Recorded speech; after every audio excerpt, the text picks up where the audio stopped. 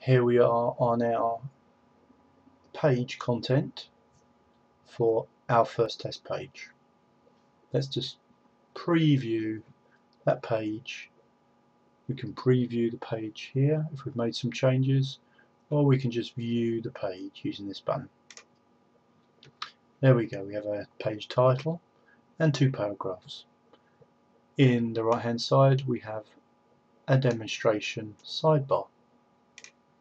This sidebar is just the default sidebar, and therefore because we haven't told the page or the content management system which sidebar to use, it's just using this default sidebar. So if we close that tab, we can see the sidebar being used is the default sidebar. If we go to sidebars, we see we only have that default sidebar. Maybe we could add a new sidebar.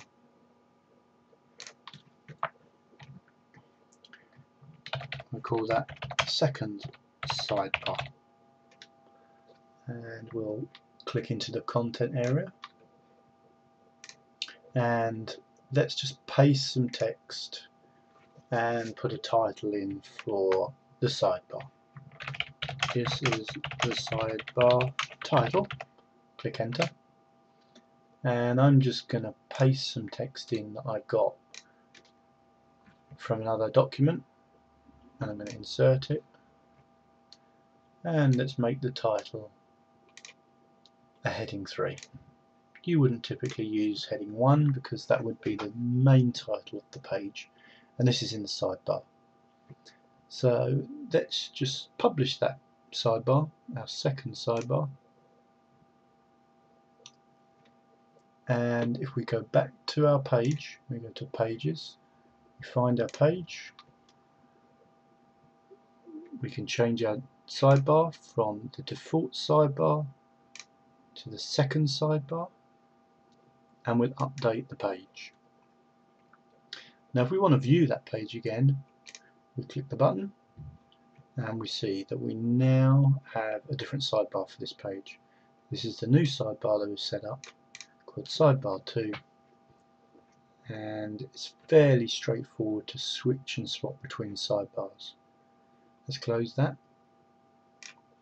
and for example if we went back to sidebars, clicked on second sidebar, and maybe change the title. This is the new sidebar title, and perhaps we'll make some text bold and bold italic, and we'll update that. So that's now live for our visitors. If we go back to our pages, because we've updated our page, we're going to click on view page. We can see that the title has changed to this is the new sidebar title, and we've got our bolding and we have a bold italic. Let's close that tab, and you can see it's fairly straightforward to add new sidebars and associate those sidebars with a page to get a desired combination of content.